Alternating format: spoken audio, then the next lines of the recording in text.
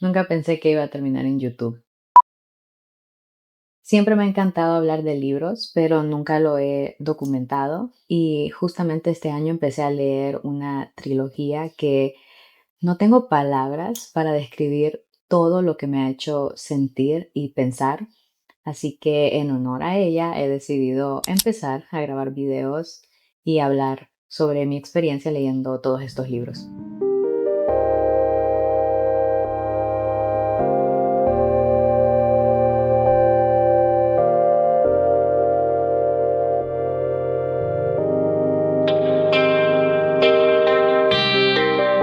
Probablemente, como ya se pudo ver, me refiero a la trilogía de The Poppy War. Justo hoy voy a empezar a leer el último libro.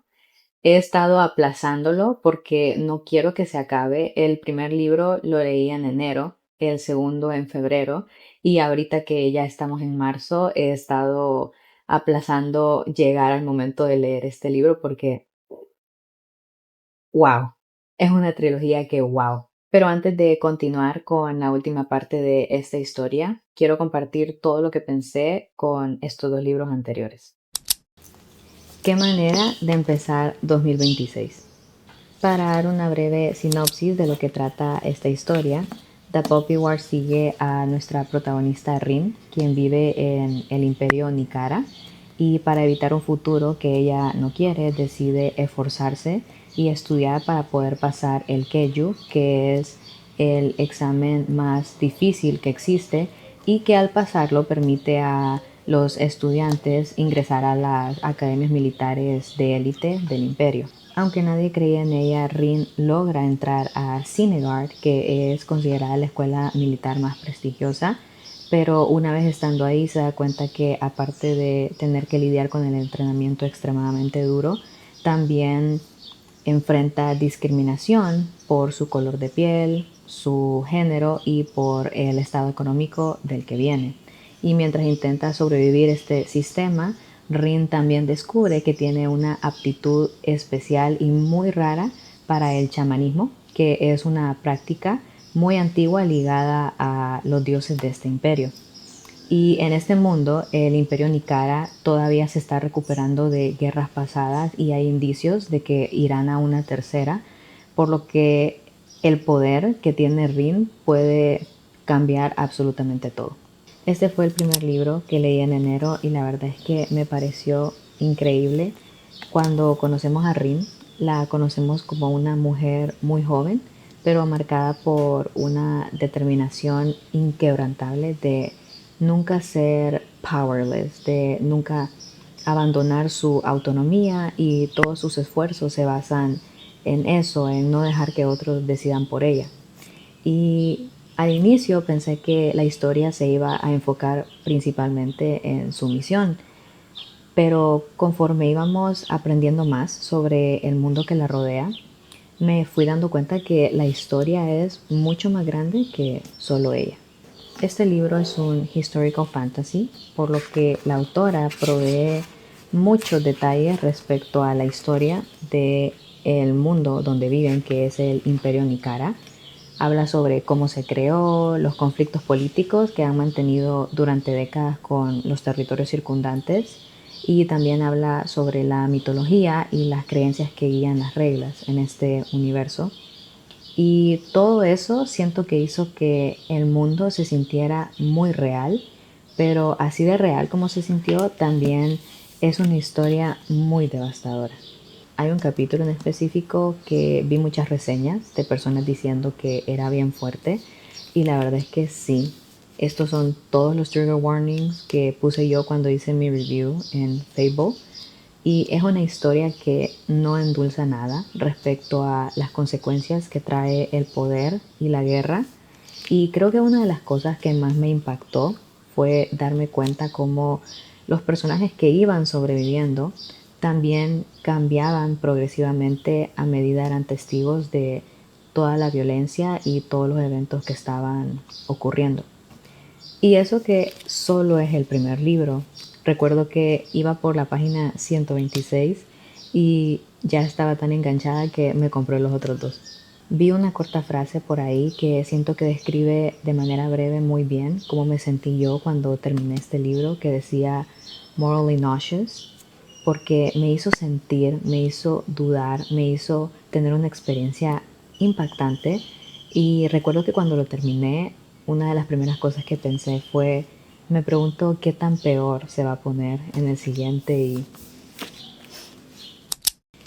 bueno, si en The Puppy War yo ya sentía que la historia era intensa y devastadora, en este libro todo escaló. Y creo que por eso no me he atrevido a leer el tercero desde febrero. Lo primero que quiero destacar de este es que a lo largo del libro se nos presentan varios momentos en los que hay que tomar decisiones y me pareció interesante notar que las decisiones no tenían una respuesta clara, como elegir entre lo correcto o lo incorrecto, lo que es blanco o negro, sino que más bien se sentía como que todas las opciones eran incorrectas y la pregunta era cuál de todas es menos horrible. O en el caso de los personajes en el libro, según la mentalidad que ellos tienen, yo siento que la pregunta que ellos se hacían más bien era ¿cuál de todas me asegura ganar la guerra a costa de todo lo demás? Y dentro de eso, algo que no me esperaba de este libro fue la parte estratégica, porque hay muchas escenas que hablan sobre tácticas militares, planes, distracciones, contraataques, y todo eso está escrito con un lenguaje lógico y objetivo, pero en mi caso siento que al leerlo desde una perspectiva más emocional hizo que se sintiera abrumador porque me detuve a pensar en la magnitud de todo, porque todo lo vemos principalmente desde la perspectiva de nuestra protagonista, Rin, y a veces de los líderes de los batallones, por ejemplo, pero la cantidad de personas involucradas en cada decisión, desde generales, soldados, tropas, ciudadanos, se vuelve imposible de medir. Y creo que lo que más me impactó fue notar cómo para los personajes cuya prioridad es ganar la guerra, todas estas personas se convierten en números, recursos, piezas de un plan mayor e incluso sacrificios. Y por eso ese es otro punto que este libro explora mucho más a profundidad, que es el conflicto interno que enfrenta Rin entre dejarse sentir y procesar todo lo que está pasando, ya sea que ella lo provoca o es testigo de la violencia que ocurre, o al contrario, sobrevivir y despegarse de la parte moral y emocional porque es demasiado. Algo más que me gustó de este segundo libro fue haber visto el crecimiento y la evolución de Rin, porque al inicio ella está bastante inestable, impredecible, no tiene full control de sí misma, pero ya para el final siento que ella se convierte finalmente en su propia persona y ya no basa su identidad en su pasado o lo que los demás esperan de ella.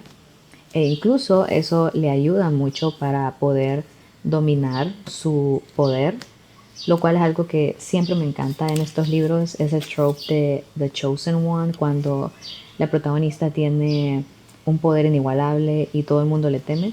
Me encanta. Es que de verdad, este libro me hizo pensar en tantas cosas. Otro punto que me gustaría destacar es la paradoja del poder que noté en la historia de Rin comparado con el primer libro. Voy a poner el video de la escena en específico porque siento que se me hace difícil explicar completamente lo que quiero dar a entender, pero siento que fue una de las realidades que más me interesó de toda esta historia. Ahora, el final de este libro, ya decía yo que era bien sospechoso que nos dieran momentos tan bonitos entre Rin y Nessa. Siento que empecé este libro preocupada y lo terminé dándole mi apoyo 100% a Rin para que queme el mundo entero. que haga lo que ella quiera, la verdad. Yo ya me resigné, ya no espero finales felices, solo quiero ver las consecuencias en el último libro. Así que ahora a leerlo. Mañana voy a un road trip con mi familia, así que espero poder avanzar en este libro.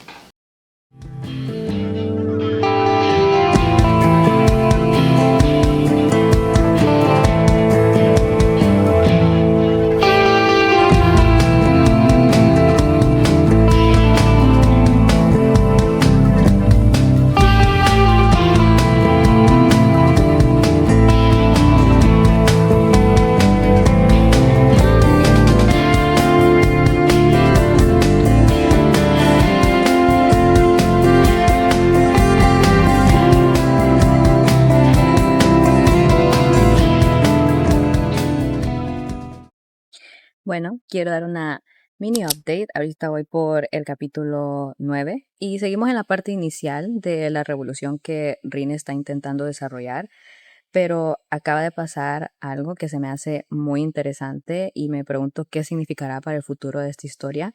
Básicamente se le acaba de plantear una idea a Rin que es muy arriesgada, pero que podría significar una ventaja para ella y sus tropas en la guerra.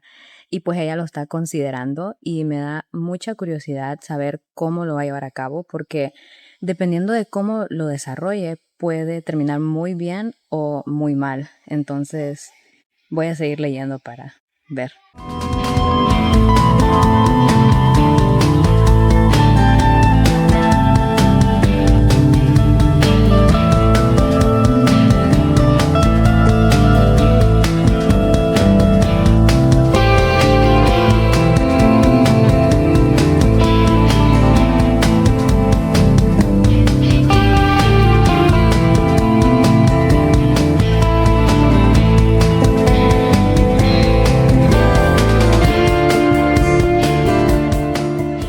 Ok, mini update.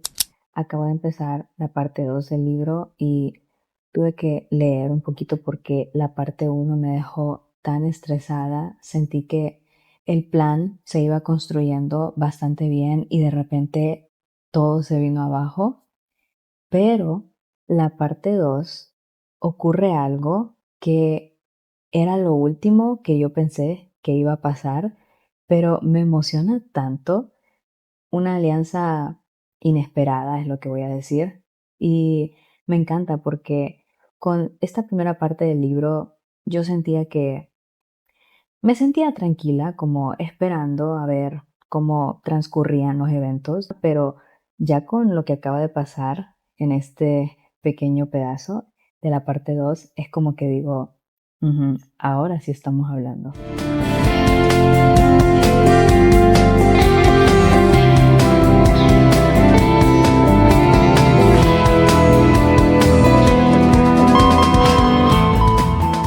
Ya llegué a la parte 3 del libro y definitivamente ahora sí se siente como el final, porque había muchos loopholes sobre la historia de origen de ciertos personajes o qué les pasó que no se habían explicado, pero ya a este punto todas esas historias abiertas están llegando a su conclusión.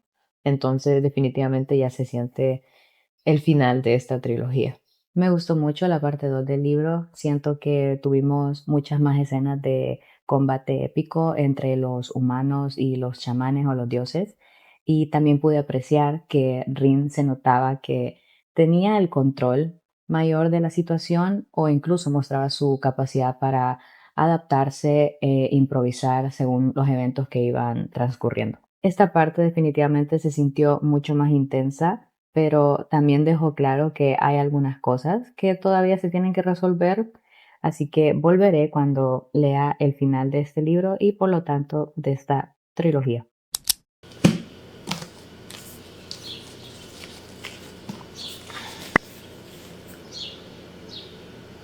Me imaginé que iba a tener ese final, la verdad. Y lo más triste es que así como estaban las cosas, no sé si podría haber terminado de otra manera. Incluso hay una conversación sobre esto en el segundo libro, donde Rin reconoce que ella florece en el caos, porque ese es su terreno, ese es su dominio, ya que su identidad se ha construido alrededor de la venganza, el combate y el fuego, ¿verdad? Pero obviamente el objetivo de este conflicto que ha surgido desde el primer libro ha sido encaminado con la idea de liberar a Nikan y poder darle un futuro mejor. Pero ese es un futuro donde idealmente no exista guerra. Y ahí es específicamente donde Rin empieza a sentirse fuera de lugar, como entonces, ¿qué le espera a ella, a una mujer que florece cuando tiene que ser una guerrera? Cuando llegué a esa parte del libro, yo entendí a Rin completamente cómo surge ese sentimiento de impotencia por querer abarcar todo y no saber por dónde empezar, porque finalmente se termina el conflicto, pero ahora llega el siguiente paso, que es reconstruir todo para asegurar una calidad de vida o asegurar un futuro para el país. Y esa parte es incluso, si no más difícil que la parte de las peleas y el combate y la destrucción. Y la verdad que se me hizo bien abrumador ponerme a pensar en las implicaciones de todo esto, porque es casi como que si nos encontráramos en el año cero de los libros de historia del Imperio Mikara, todo lo que falta por hacer, que probablemente las personas que den inicio a todas estas reformaciones ni siquiera estén presentes para ver en lo que se van a convertir en el futuro. Y sumado a esto está el cansancio físico y emocional, no solo de los líderes como Rin, sino también de los soldados, los ciudadanos, todos. Ya nadie quiere pelear, simplemente quieren asegurar una vida. Y yo los entiendo completamente porque así me empecé a sentir yo cuando iba llegando casi al final de la historia. Se sentía como un ciclo interminable. Llegaba un momento en el que yo pensaba, ok, este ya es el conflicto, la pelea final, y de repente un giro inesperado, ocurría algo más y todo se volvía a desmoronar o los planes se volvían inestables otra vez. Y por eso es que también admiro mucho la resiliencia de Rin, porque ella es la única que frente a todo este conflicto lo enfrenta y se alimenta de ello e intenta continuar buscando soluciones de alguna manera, pero todas las demás personas ya se estaban cansando y por eso es que de repente hay un punto en el que las alianzas pareciera que se empiezan a desmoronar y el libro toca ese punto también, lo frágil que es la confianza cuando es una confianza ciega y pues no hay resultados inmediatos, digamos, porque es un proceso muy largo, un proceso muy difícil levantar un imperio. Y cuando la confianza se rompe, eso es algo que me gustó mucho, cómo lo hace entender este libro, la ambigüedad de todo, porque de repente Rin empieza a dudar de los demás, incluso yo como lectora me ponía a pensar si tenía que dudar de Rin o no. Y es esa sensación como que de repente empieza a quedar completamente sola, pero también tiene a sus aliados más cercanos. Aunque incluso eso surge la pregunta de ¿los tiene? Debo decir que hasta me causó gracia The Emotional Roller Coaster en la que me llevó solo este libro porque de repente ya ni siquiera sabía quién era el enemigo, si era todos contra todos, porque es una historia tan gris. Incluso The Hesperians, que son la potencia extranjera de la historia, ellos representan el avance tecnológico, el avance de infraestructura, el orden y el desarrollo, que en teoría implementar eso en el país de Nikan es algo bueno para el futuro. Pero el problema es que ellos también, dentro de eso, el proceso de colonización también quieren imponer otros aspectos que amenazan con la pérdida de identidad, la cultura y la historia de este territorio. Entonces, hay una parte en la historia donde se plantea esa pregunta de ¿vale la pena el progreso a pesar de perder una gran parte de quienes somos? Y también la respuesta que no es tan clara a esa pregunta, pero que el libro discute mucho eso de a veces hay que dar el brazo a torcer o por lo menos fingir que estás dando el brazo a torcer, como playing the long game que dicen, para el bien mayor o el bien común. Y pues sí, la verdad que me encantó conocer a Rin.